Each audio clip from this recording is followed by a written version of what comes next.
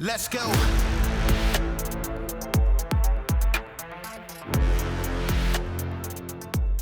Welcome to Citizen. We've got a very special guest today, Florida man Dave Rubin. Relatively new Florida man, right? You moved in, last year or the year before? A year and a half. I believe it was December 17th, 2021, a day that will live in infamy if you're Gavin Newsom, who was trying to oppress me. Oh, yeah.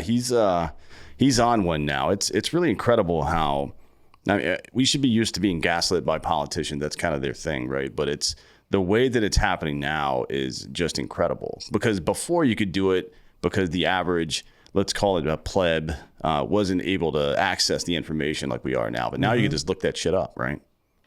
It's so incredible because, look, I do politics daily for a living. You guys are obviously doing a lot of political stuff. Everyone's into politics. It's our national sport these days. One of the things that I keep trying to tell people, everyone tries to debate policy and be like, no, I'm right about that policy, and that's why you must join me, and together we will, we'll take over the universe, whatever. We'll rule the galaxy. But that's not really how it works. To me, all you have to do these days to kind of gauge whether someone's seeing it the way it is or in some very distorted way is look where people are going and look where they're fleeing. And at the end of the day, 1 million plus people have fled to Florida, over 1,200 people a day, even now. Over 1 million, about 1.3 million have left Cali, about 1 million have left New York. And then it's not just Florida they're going to, they're also going to Texas and Tennessee and a couple of Midwest states. So we could do taxes all day long. We could even do COVID policy all day long and all that. But at the end of the day, where do people want to live and where don't they want to live? That's pretty much all you need to know. Sure, but taxes have been an issue in these places for decades now. That's not the new. So, when you're looking at trends, you got to pay attention to what's changed, obviously. And it wasn't taxes. Like California didn't all of a sudden get shitty about taxes. That's been going on for a while. It's obviously this culture war stuff, right? Oh, of course. I mean, look, I was born in New York, so I've lived in 3 places in my life. Basically, New York City metropolitan area, suburbs, and then about 20 years in New York City itself, Manhattan. Then I lived in Cali and Los Angeles for 8 years, and now I'm a year and a half into Miami. So I've been basically on the coasts in this thing and seen how, very blue places are, and now what I would say is the strongest red place Florida is. And Cali, you're going to pay a ton of taxes. I didn't flee because of taxes. It's kind of crappy with the tax situation. But, if you live in Los Angeles, you're going, all right, I'm close to the water. Hollywood's here. There's a scene, restaurants, blah, blah, blah. You suck it up. I did not flee because of that. I fled because of COVID overreach, because of the lockdowns, because of the inane psychotic laws, and then what then happens because of it, which increases homelessness and drug use, and it's not safe, and stores are being boarded up, and vaccine mandates and everything else. Then I came to a free state where you come here, and people ask me, like, what's the biggest difference, Dave? Okay, you're saving some money on taxes, blah, blah, blah. It's the spirit. It's the spirit of freedom that's here. When you live in a place that respects freedom, respects your ability to live as you see fit, people start being happier. They kind of look better.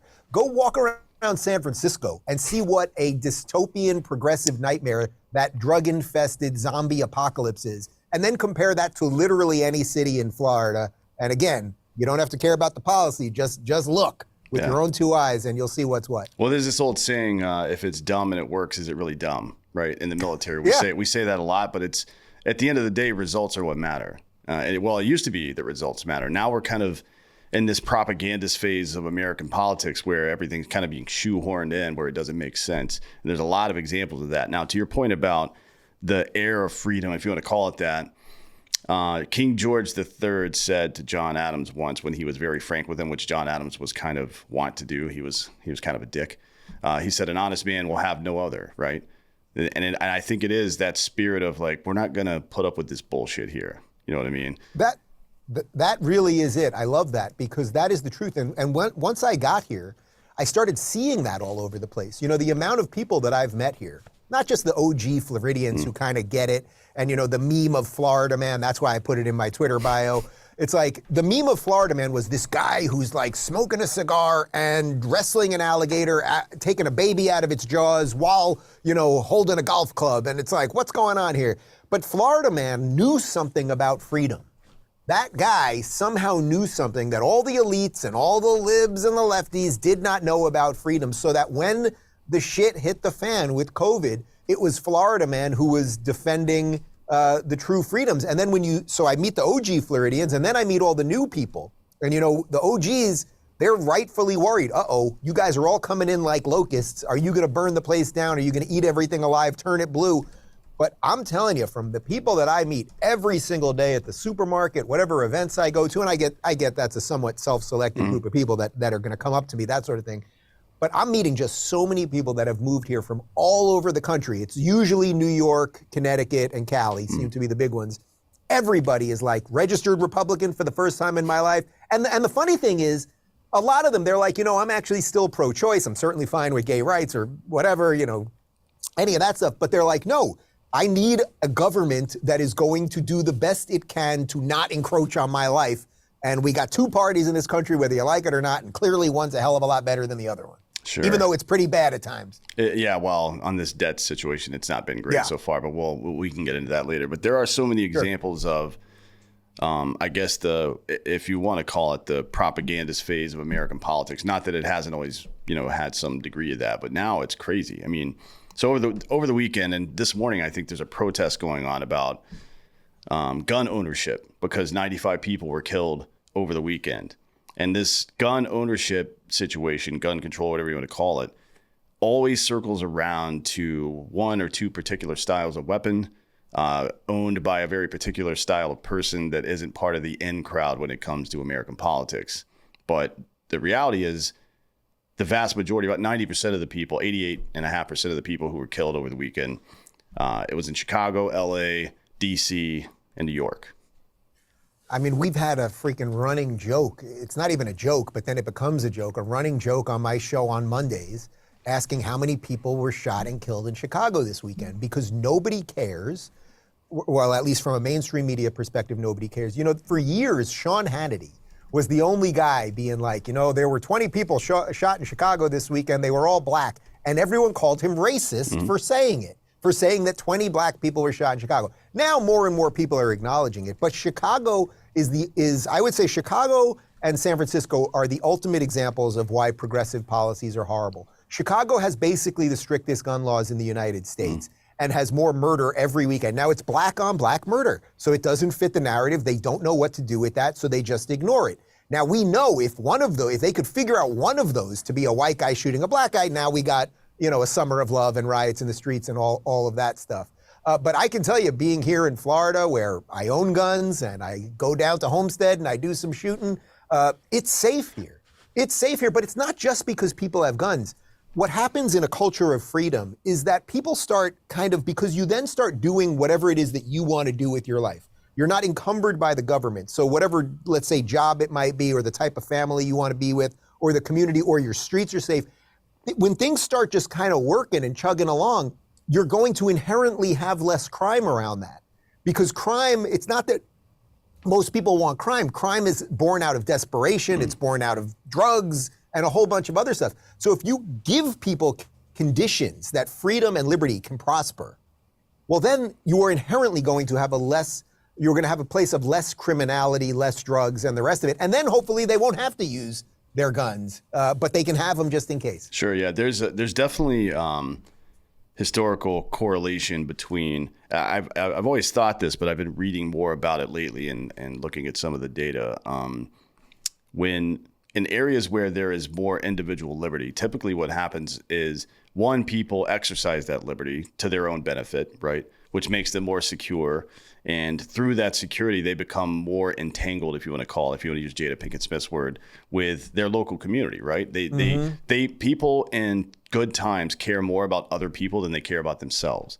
And then when times suck, right? When they feel whatever agency they have slipping away from them or being pulled away from them, they tend to become way more self-centered as I guess maybe just a survival instinct, right? Right, I guess it's survival. It's sort of like, whoa, the shit's gonna hit the fan at any second and I better not have associations with any of these people, which is sort of ironic to an extent because when I was in LA, especially during COVID, I mean, people were so mean to each other.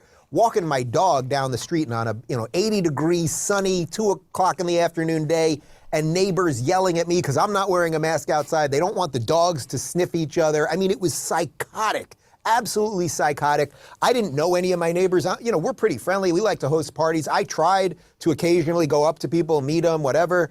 Even though I personally, just because of my public nature, I don't want everyone knowing where I live, obviously. But like, you know, in my own neighborhood, whatever. We're here in Miami. From the day I got here, walking my dog, meeting every neighbor, I've become friends with many neighbors. Many have been to my home. And it feels like, it's one of those things where it feels like if that moment happened, supply chain collapses, nuke goes off somewhere, just all hell breaks loose, whatever that thing is that we're all worried about in the corner of our mind, I know that it will be better here than it will be in Los Angeles because people won't go to evil that quickly. First off, they'll be better prepared, meaning they'll have had more food prepared for them. They have generators, they have guns, like the whole system, but it's not just the system of things. Again, it's that spiritual part of what makes you a functioning good person, which is why I said to you right before we started, I read the 11 principles here and I was like, this is pretty good stuff that you're basing the podcast on. Yeah, it's the reason I started is to have conversations like this with, you know, public intellectuals, scientists, business people, whomever I can get to come on the show and discuss it, because I feel like we're maybe even since the late 19th century, since radio, you know, and since print media got involved in politics and then radio got in politics in the early part of the 20th century, it seems like we're in this era of hero worship. And maybe it's not necessarily new. Maybe it's always been like that. I mean, in Rome, some people like Caesar, some people like Pompey, right? I mean, it's just the way it is. But I feel like we're completely captured by it now. Why do you think it is that people are looking for a hero? Is it part of me thinks it's just the microwave culture, like they want an easy solution to something. Well, I can put all my eggs in that basket, but it's like whether it's COVIDian people or MAGA people who are now, they defend all this weird shit that Trump does and says still. That's not a principled stance. That's very low frequency political engagement, in my opinion. Yeah, I like that line, low frequency, because that really is what it is. Look, I voted for Trump last time. I've interviewed Trump. I like the family. I'm friends with some of his kids. Like, these are good people. They've been treated horribly by the mainstream media and the machine and the deep state and all of that. That doesn't give Trump a license to just lie relentlessly about everything and gaslight everybody on COVID and Florida and tell you that Ron DeSantis is a rhino and a globalist and Soros-backed, while he was also backing him twice for governor and saying all the incredible things about him throughout COVID. That's where I've sort of had a shift in things, because what's interesting, you probably know, like obviously I partially moved to Florida because of what DeSantis did with this place. I'm very appreciative of what he did and what I would say the broader Floridian did, right?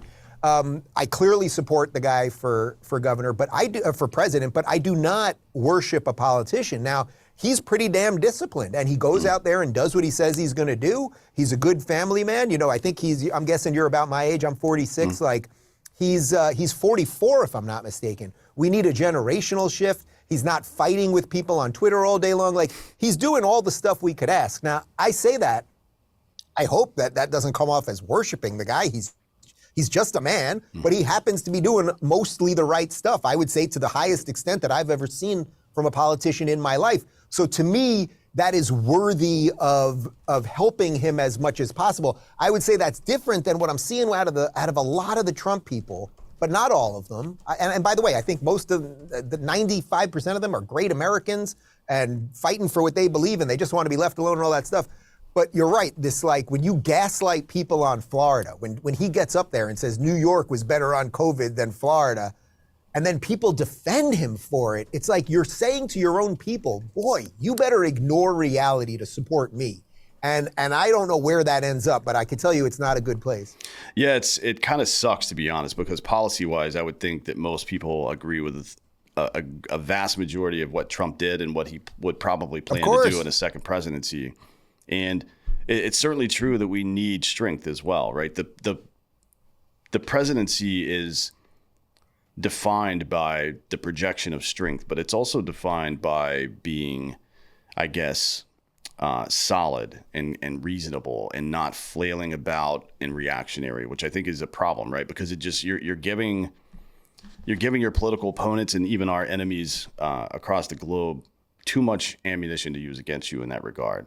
So, I mean, a lot of people have said this for a very long time, since after Trump lost the last election, actually, which is that DeSantis seems like Trump without the bad stuff, right?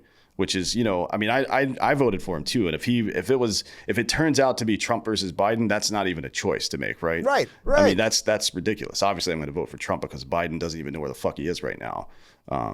Maybe he's just getting sandbagged. Who knows? But well, no, I'm completely with you that on policy, these guys agree on most of it. I think DeSantis at this point is a better executor. I think he has better people around him. Again, I think there's a generational piece that's important here. We cannot have 80-year-olds running the country anymore. Obviously, Trump is way more cognitively aware than Biden and physically okay and all of that stuff, but that's separate.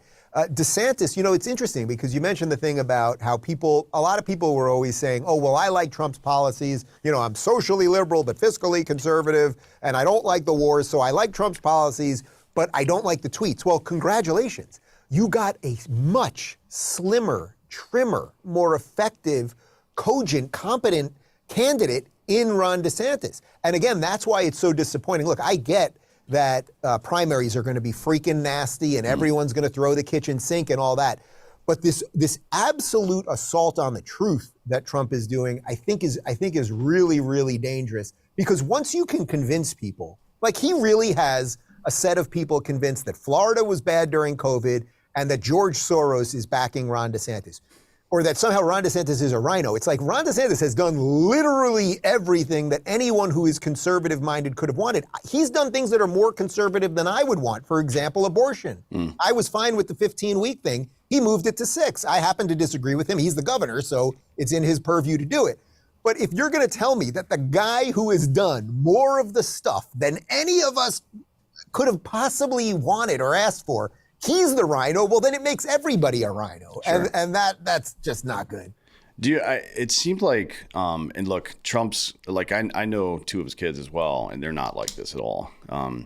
Maybe it skips a generation, but the ego married to the insecurity seems to be a little bit problematic because the smart move would have been to make DeSantis his VP candidate, right? That would have been, and this is like after losing, the 2020 election. That would have been the immediate smart move to make whenever he got back into things, because he is a younger, more disciplined version of Trump. And he could have, with that kind of, I guess, backup, because, Mike Pence, I'm sure, is a good man, but he's kind of a bump on a log, I'm not sure really what he brings to the table other than the haircut, Well, he's announcing, I think, today or something, and he'll get 1%. They'll get him in one debate, and whatever it is, what it is. I actually think that the VP thing was never really going to work. And look, maybe they work it out in the future, and I'll be totally shocked. I guess that's possible. I think the problem with the VP situation is that it would be very hard for a guy like DeSantis, who's so disciplined, who's the chief executive of a state that's thriving, to say, I'll be number 2 to a guy that, even though he's doing a lot of the right things, he's so unhinged, or whatever you want to say. He so turns on so many of his people. It would be too risky for DeSantis. I think the better option, and I really think this is still a possibility. Everyone says I'm crazy on this, but I think there is an off-ramp here that really fixes almost everything. And all that is Trump looking at the tea leaves, seeing that DeSantis is getting incredible crowds everywhere. He knows in his heart he's not a bad dude. He could look at that and say, you know what? Why don't I just be the kingmaker now? I'll run rallies. I'll have fun. I'll get out there. I'll tell people, I went after him, but, it's just politics. Everyone will forget all of it in a second. Trump will look like the freaking king, and it would be the strongest Republican, whoever DeSantis chose with him. It would not only be the strongest Republican ticket, it would be the coolest wide tent of America-loving patriots, maybe that this country's seen since the freaking Revolutionary War or something. It really could happen, but it's only on Trump. That's not on DeSantis. That's on Trump. Yeah, I've actually said, wishful. I don't know if it's anywhere approaching reality that something like that might happen. No, everyone says I'm nuts on that, but but it would part be of the reason that I'm even saying it is I want Trump to think about that for a second, like really think. Is what's left for your legacy and everything, that it must be you at the expense of truth and maybe what's right for America and everything else, that it's just you or bust for the existential state of the country? Or is there another way that actually this can work, and all of us that are good, decent Americans who just want to get rid of the woke crap, don't want any more lockdowns, don't want to be run by an administrative state, that maybe we'd have a chance. And I think there's a way to get him to that. He likes being liked. Let's not forget. So maybe it can happen. Yeah, I mean, it would be. I think it should be a litmus test for people that if whether or not and I think this is the same for interpersonal relationships, and then like the relationship between managers and subordinates as well. And I abided by this in the military. If somebody is, you have to have shared goals, right? Like the goal needs to be to make America the best that it can possibly be, make America great, right? Which is his call sign. But just like the mission statement of a business, for example, does the action that I'm performing right now support that mission statement? I think that's a good litmus test. And is my behavior as a major figure in American politics right now supporting the actual intended goal? Because if it's just about you, then that's not, we're not really having a conversation, right? I mean, that's just. So what do you think we do about that? Because it sounds like we're sort of in agreement on that, but I don't, unless I'm right about my like crazy theory that maybe he'll come around on that. Trump just sort of doesn't seem to view the world that way. He seems to think it's him or it's nobody. Every episode of G.I. Joe cartoon ended with Cobra Commander being like, if I can't have it, nobody can, and then destroying the thing that he was working on the entire episode. And it does feel a little bit like Trump is shifting into that mode. So I don't know exactly what you do about that. I believe that Trump loves the United States way more than Joe Biden loves the United States, or even Joe Biden's not even cognitively aware enough to know what he loves, let's say. But I don't know what you do with that part of Trump that seems to be the part that is activating everybody, or that he's always using to activate everybody. It's a good question. I'm not sure how you would solve it. I mean, I guess I would have to think about how I would solve somebody else's insecurity, right? Because that's how you do it. Like if you're in a relationship with somebody or something like that, or it's a member of your family or a business partner, whomever, and you're dealing with insecurity, there's only so much surety you can pile onto somebody, right? You can only coddle and reassure someone so much if they're not willing to accept the reality of that situation, right? And I understand the idea of look, we've all been in tough situations in life and in business and stuff like that where you feel like you're the only person you can count on. You got to be the one that does the work and all this stuff, but it just never works, I mean, you can't scale yourself like that. It doesn't work. So yeah, go ahead. No, it doesn't work, and I think this is going to be the challenge that we all have to, for any of us that talk about this stuff for a living to some extent, it's like this is what we have to solve for. I wake up in the morning and people see on Twitter like I'm hitting Trump over this lie or that lie or the other thing. But when I wake up in the morning, my hope is that he hasn't said anything crazy. It really is. Like I don't like waking up to Trump says Florida's crime is out of control and it was bad under. Like, I don't want to have to do that. But I also think, and this is, I toured with Jordan Peterson for a year. This is very Jordan Peterson-esque. It's like, if you don't say what's true, you're actually giving into the lie. So I think it is your job, actually, to go out there and say what is true. And part of that is defending against the lies, even though sometimes it's just not fun to do. Like, trust me, it's not that fun to do. When I do this and then I get a bunch of crap from my own audience, like that's not the funnest thing in the world, but I just think you have to do what you believe to be right. Yeah, there's this old Indian principle, dots, not feathers, called satyagraha. It's what passive resistance during the civil rights movement is based on. This idea that, well, it was read and I guess you could say transliterated into English or into the West as passive resistance. That's how we interpreted it. But what it really means is something to the effect of firmness and a good cause, right? And when you read the application in Indian culture over the years, what it really means is I'm going to do the right thing and accept the consequences, even if they suck, right? That's the thing. So we're kind of stuck in this position where for a very long time we've been electing the lesser of two evils even in our own minds. Like we're very aware that that's what's going on. It's not like I feel like even a lot of down the line Republican and Democratic voters still feel that way, even though they still feel somewhat connected to their own individual party. And at some point, like you said, these people have to be held accountable, right? I mean, and the only way, in my opinion, the only way you do it is that if you vote based on principle. I mean, it is, you're not going to completely agree with anybody, but there are some core things that we do here in America, like the idea of what America is in the first place. It's not our government. It's damn sure not any politician. It is the idea that individual liberty and personal entrepreneurship are the ultimate inoculations to tyrannical bullshit. That is what America is in its core. And if what you're doing doesn't support that, or if you're an egomaniac or whatever else, or you're selling us out to foreign countries like Joe Biden is, things like that, then that's a no-go immediately. It doesn't matter what else is going on. We can deal with these other ancillary issues down the road. But if this core is not taken care of, then we're volatile.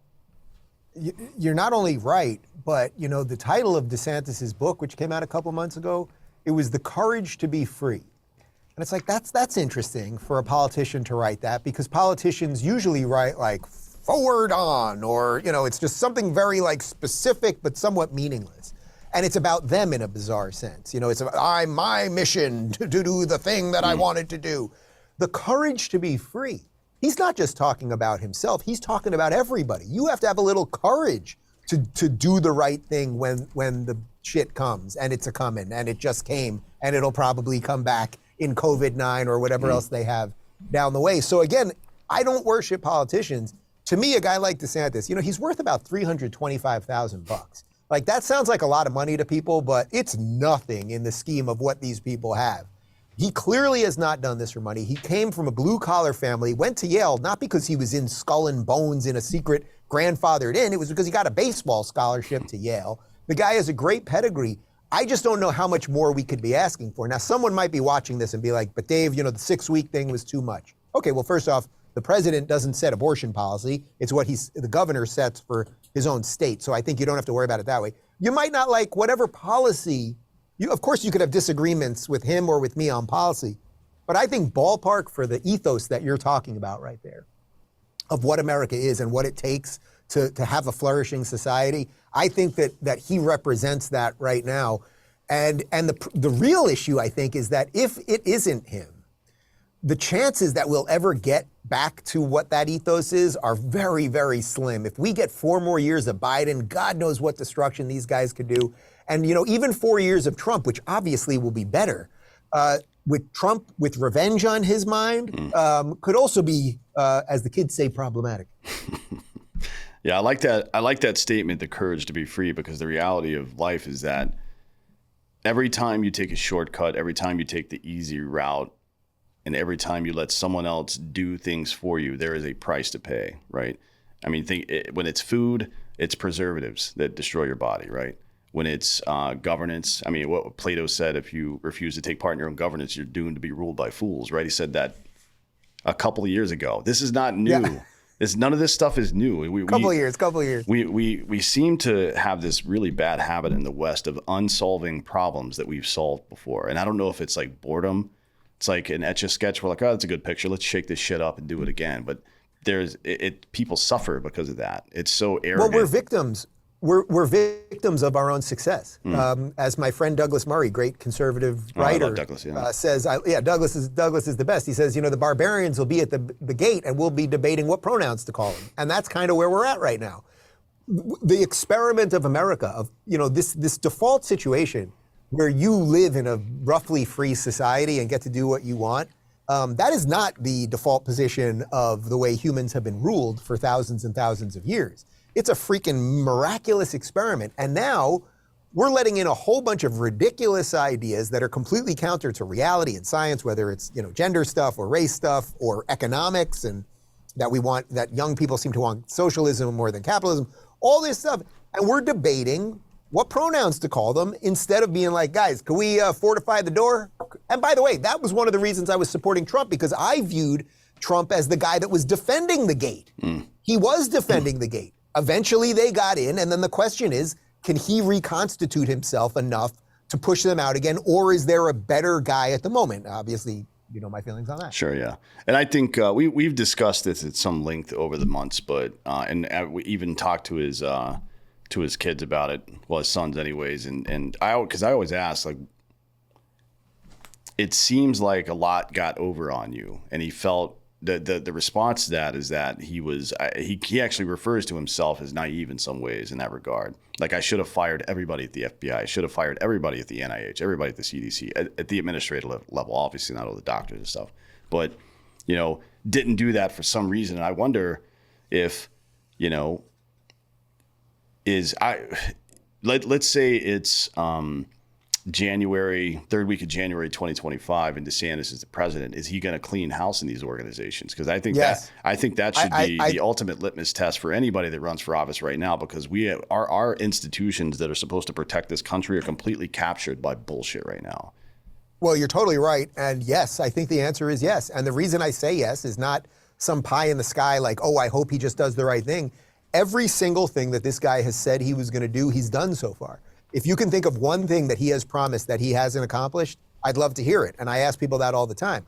You may not like all of those things, but he says something and then he does it. So I really believe that he has said it repeatedly. He will get in there and he will reform these agencies. And what I think is he will have the right people around him to help him execute that. The other problem that Trump has now is that not a lot of people want to work for him. And you can't blame them. I think last week when he turned on Kayleigh McEnany with that rambling diatribe, it was the first time that I saw even his base was like, wait a minute, this is a bit much. It's one thing when you go after John Bolton or Chris Wray or sort of, these like middle-aged, deep state apparatic, like that's something. Okay. Now you're going after the girl who was not only your best defender, but your most well-spoken, clear at the height of COVID, crushing the media all the time.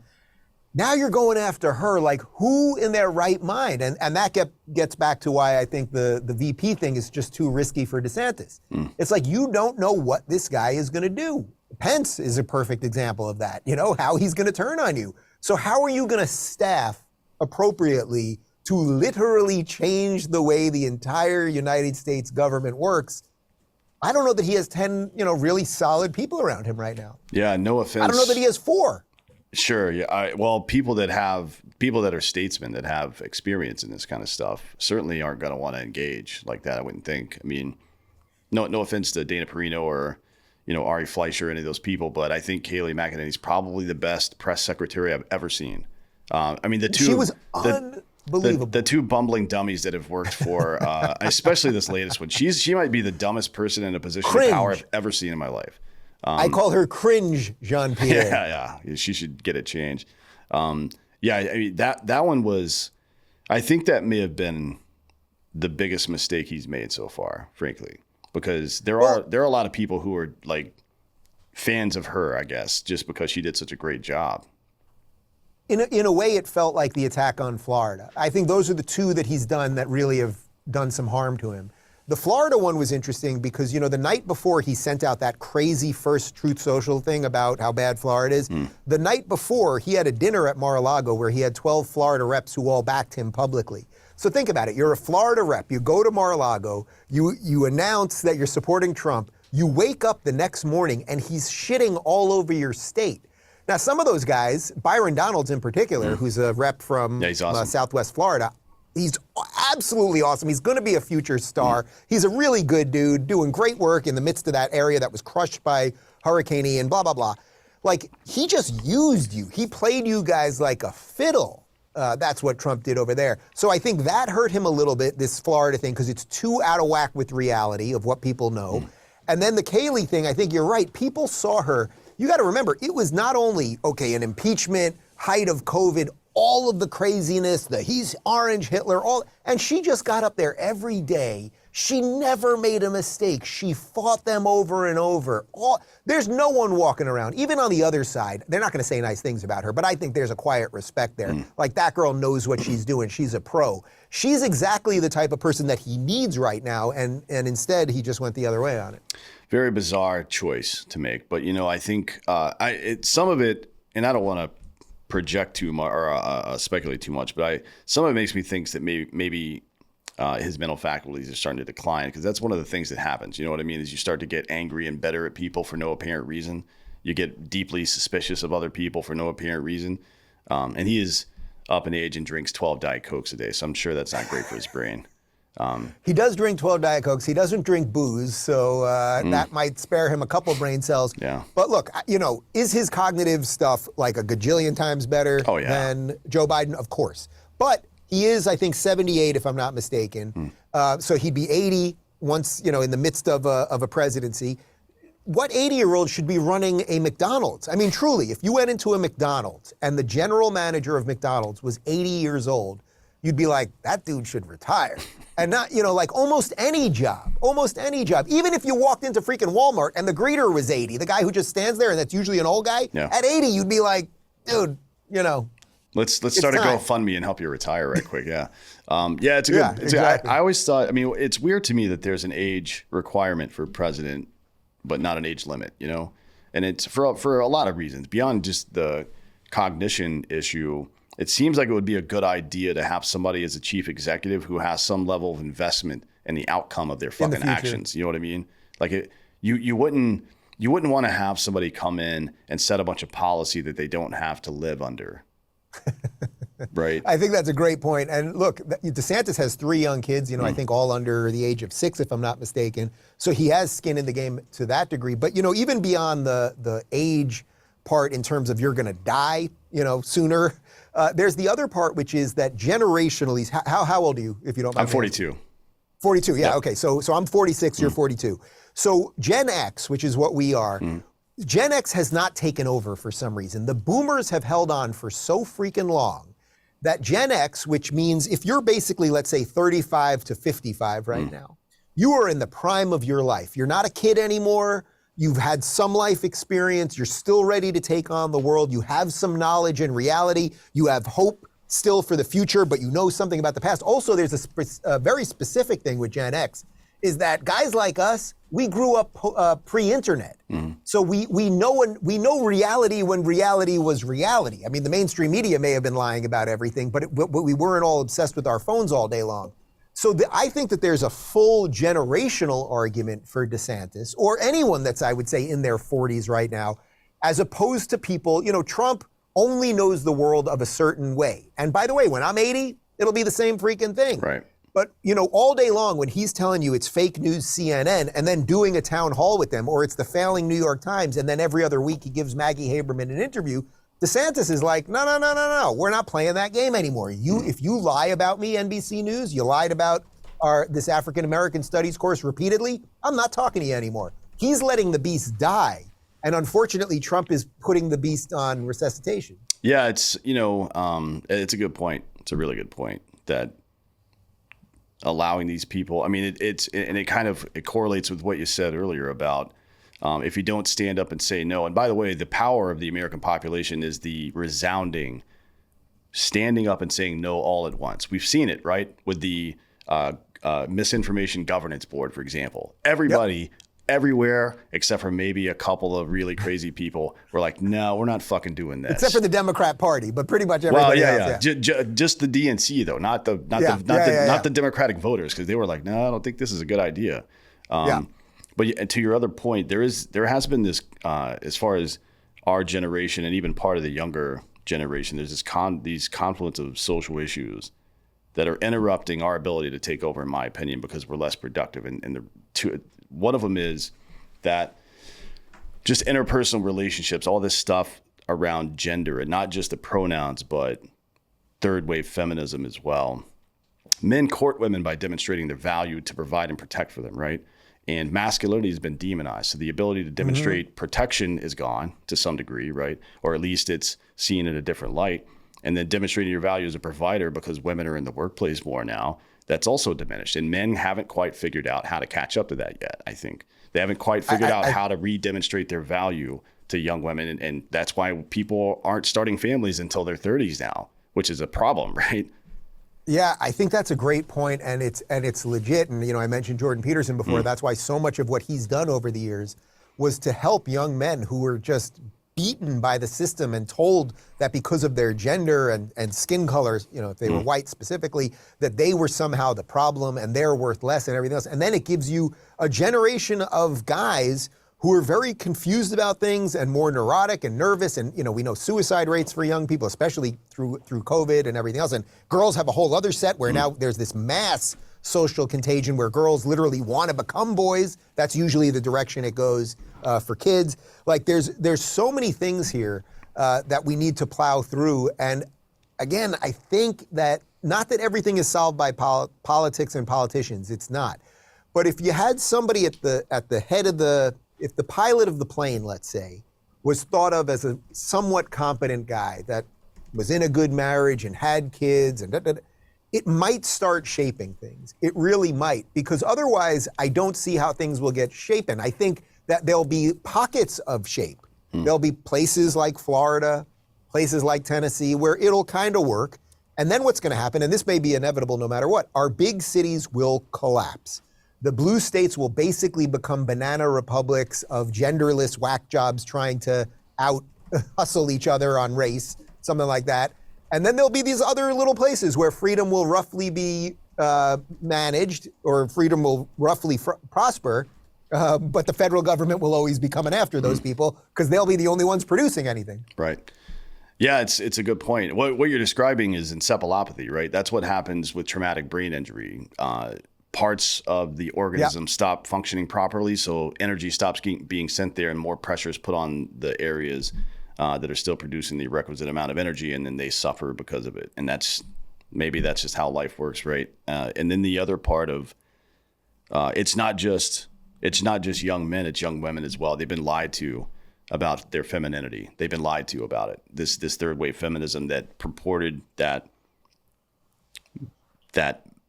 femininity, that to be strong, a woman needs to be more like a man. That's fucking bullshit. The point of feminism is that femininity is just as powerful in its lane as masculinity is. Right. That's the whole fucking point of this stuff. And I wonder, like, honestly, it's not going to be like this for everybody. I hate this debate about people get butthurt when you say normal and abnormal. Normal means average. Abnormal means less average. What the fuck, man? Can we not do... Anyways. No, but that's an important point. By the way, that needs to be discussed because, of course, there are things that are, you could say, this is where we could just pick the word for it, but you could say that are normal or are the prototype or whatever, that are the basic building blocks, right, to build something that is true and real and sustainable. And then what you want out of hopefully a strong base from that, then you want some leverage on the sides to say, oh, there's some other things that are going on that aren't necessarily evil or too far out there or whatever. You want to have some ability to deal with fringe cases. What you don't want is the fringe, or the fringe of the fringe especially, to become the norm. And that's what's happening right now. That's why the T thing out of the LGBT is so freaking dangerous, because there is no movement on Earth today that is more anti-gay than the T's, because the T's want to chop the genitals off the G's. That's a problem. And the T's also want to have men beating the shit out of women in sports. That also is a problem. So if you want to find the place where the machine is using what is a legitimately marginalized group in some extent, the T's, let's say, marginalized or just out there fringe group, they're using them as a cudgel to take out the G's and the women. This is good stuff. Somebody's got to write a sci-fi thing about this. Sure. What do you think that is, by the way? Do you think it's just nihilistic competition, maybe? Because you're all part of this. First of all, you're taught to think of yourself as a victim, but also, you're the plebs. You're kind of even like forget about the aristocracy versus the vast majority of people. You're an even smaller group, right? And you're left to, at least in your own mind, struggle for the crumbs of society. And now, there's competition there, and it seems to turn ugly pretty quickly. But I don't know what it is. To quote Chris Rock, the cops need a certain amount of crime. I don't know if that was a good impression, but that's what it is basically. When the gay rights movement got marriage equality, there are no laws stopping any gay person from doing anything. Sure. Period. There are none. But the activists don't want to close up shop. The millions, literally hundreds of millions of dollars pumped into that, and the machine behind that, they don't want to just, okay, we did what we were supposed to do. Let's get real jobs. So there's an entire machine built to keep the thing going. So you have to find new perceived oppressions. It's sort of like, you could argue it's the same thing with the civil rights movement. There are no laws stopping black people from doing anything. Actually, the left has ceded or has grabbed so much power in America. You have way more advantages if you're a young black man trying to get into corporate America than you do as a young white man, or certainly if you want to get into Harvard, they're going to punish you as an Asian, but they're going to lift you up as a black man. These are just equity realities that are terrible and counter to America, but they exist whether we like them or not. So I think it's partly that. It's that these machines exist. The civil rights movement, all the NAACP, which is telling you don't go to Florida because it's not safe for blacks, refuses to say anything about Chicago, where 50 black people were shot this weekend. The machine just goes. And what you have to do is figure out how to play the game a little bit better within that. Sure, yeah. I mean, you could go Justin Pearson and develop Martin Luther King cadence, after not really sounding like that when you ran for class president in college. What's the saying? Kid, holy cow. He's a knucklehead. But they say, solved problems don't vote. Don't get out the vote. Solved problems don't generate revenue. It becomes an industry. All of these things become an industry. It's the same with teachers unions and stuff like that. Like there should be somebody standing in that gap, making sure that people aren't taken advantage of. It's one of the principles. Like when you're in a position of power, especially, you should make sure that nobody around you is being taken advantage of, because that's not who we are as people. But to turn it into an industry, a for-profit industry, that's kind of fucked, in my opinion. Look, it's led to a lot of this. The fact that every day we wake up and there's some new crazy story about the trans thing, or that schools are celebrating this or that or the other thing. Look, a school could celebrate tolerance. A school could celebrate there's no such thing as gay rights or trans rights or black rights. There are equal rights. That's it. And once we've accomplished that, which again, we did not always have in America, but over time, that arc has bent toward justice. So women could not vote. Now they can. Black people could not vote. Now they can. Gay people could not get married. Now they can. We can go through we have Japanese internment. Okay. We've done bad things. Nothing is perfect. It's what humanity's all about. The funny thing is, the radicals, these lefty radicals that are doing this stuff, they are the least tolerant. They would be the least tolerant of dissenting voices, as they are the ones claiming they're marginalized on the dissent, even as they have all of these corporations backing everything they want. Man, I wish I had that kind of power. You turn on freaking PlayStation and it immediately tells you you're trans. The whole thing is insane. It's pretty wild to have resist in your bio when everybody is on your side that has any real power, right? Man, they flipped the Star Wars Resistance got really flipped. Oh, yeah. Do you think this is like a lot of people think there's some kind of anti-human, transhumanist stuff going on behind the scenes that's driving a lot of this? I wonder if it isn't just like a general malaise that drives it. Like I don't want to be too conspiratorial, but back to the feminism thing. I mean, normal versus abnormal. The reality of life is that a woman, just like a man, is going to be most fulfilled in life by exercising her biological programming. That's just the way. That's like an Australian shepherd is going to be happier on a ranch. That's just the way it is, right? And it isn't to say that we're dogs, but in some ways we are, programmed to do certain things. And generally speaking, a female's biological programming means motherhood. And we have this entire generation of, I would say even into the mid 40s, maybe late 40s aged women who have prioritized their career, particularly in their 20s and early 30s, and now are not too thrilled about the fact that they don't have children, and they feel a certain kind of way about it. And unfortunately for us, like it is, if you want to make that decision, that's fine. But once it becomes pathological for you and you start to suffer the consequences and you enter public education, that's where it becomes a problem for me. And that seems to be the general pipeline. Woman in her 20s wants to be an educator and put her career before her family, doesn't have a family, and then wants your children to be her children. And she thinks she has the same right to teach them shit as you do. And that's fucked. That's not a good thing. That's a great analysis. I would say, one like kind of mainstream version that we could go into is, have you seen these videos from Chelsea Handler where she's constantly telling everybody how happy she is because, she's like late 40s or early 50s. She's single, so what does she get to do every day? She wakes up, she smokes weed, she masturbates, she drinks vodka, she masturbates, she smokes weed, she does a sold-out show, she goes in the hot tub, and everyone knows it's like, okay, I'm not against any of those things, but if you think you're really convincing us and you're Botoxed beyond belief and everything else, that you are truly happy and filled. Look, is it possible that she is the outlier of outliers who truly has found fulfillment in all of this?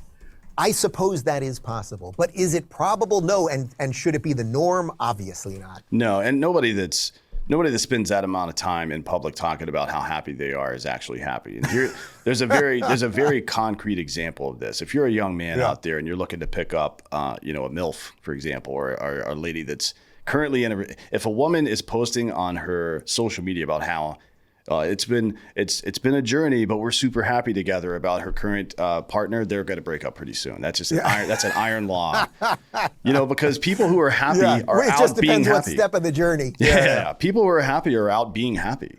You know what I mean? That's like, you don't, I've never felt, and maybe it's different for younger folks now because of they're just constantly inundated with social media, but I've never felt like, oh, something great happened in my life. My buddy walked in. We had a good conversation. It was great. I haven't seen him in a while. We were in the military together. I don't go post like, oh, great day. Hung out with my buddy. Like, no, you just fucking sit there and hang out with him. We're so happy. Yeah, it's like, hang on, guy. I know you're going to tell me about your wife and kids and shit, but I really got to get this post out first. Like, nobody thinks that way. Well, it's also funny that the primacy has been put on happiness over purpose, right? Mm-hmm. Because so I wake up every day. And just if I was to look at my life, like I wake up, I do my show every day, I do a couple hits, I do other shows like this, I connect with interesting people, I get to talk about what I want. Because of that, I've built businesses that have given me the financial success to live the way I want. I'm in a good relationship, I have 2 young kids. Like my life is full, so there is happiness in that, but that's not the drive. The driver is that because I had purpose, like I want to do something, I'm going to do it. Then like happiness is like the stuff that's sort of on the side of that, but happiness is not the driver. If you just say, I just want to be happy, you want to be happy, well then just do freaking ecstasy all day long or microdose. You'll have a half-cocked smile all day and you just see how far that goes for you. Yeah, it's, I would say, so happiness obviously is an emotion, but it's not, that's sand, right? You're building on sand there. Cognition is what you probably should build on because you have to, like, here's an example. I just had a conversation with somebody about this yesterday. Insecurity is a cognition. It's not an emotion, right? It is a filter. It's a system. Yeah, it's a system. It's a filter through which data comes, right? So you have to become an adult who knows what the fuck's going on in life. You have to learn. You have to train that cognition to process information properly, right? So information comes in, like the idea. Some people have a really hard time with the fact that their partner is attracted to other people. Like I can guarantee you your partner is attracted to other people because what the fuck are you even talking about? That's how it works, man. So, you train your body to process that amount of information or that type of information with all of the additional supporting information that while they're with me, we're doing this stuff. I'm not going to worry about that shit. I can't be consumed by that. And I think this is the same. I think it's like, I'm trying to think of a good example for it, but I think, developing strong cognitive processes comes typically from Brett Weinstein goes into this a lot. I've talked to him a bunch about it, but just low-level conflict resolution as a child, right? Allowing kids to play together, make mistakes, do dumb shit, not telling them that one group is better than the other or worse than the other, not telling them that they should be careful about hurting each other's feelings. Let them hurt each other's feelings. Let them go through that process and discover, it kind of feels bad to hurt somebody's feelings. It doesn't feel great. It's hard to hate up close. You know what I mean? That's a really important lesson to learn as a child. It's really important. I can tell you. So we have a 9-month-old and a 7-month-old. So these kids are basically going to grow up in effect as twins. But right now there's a pretty significant difference between 9 months and 7 months.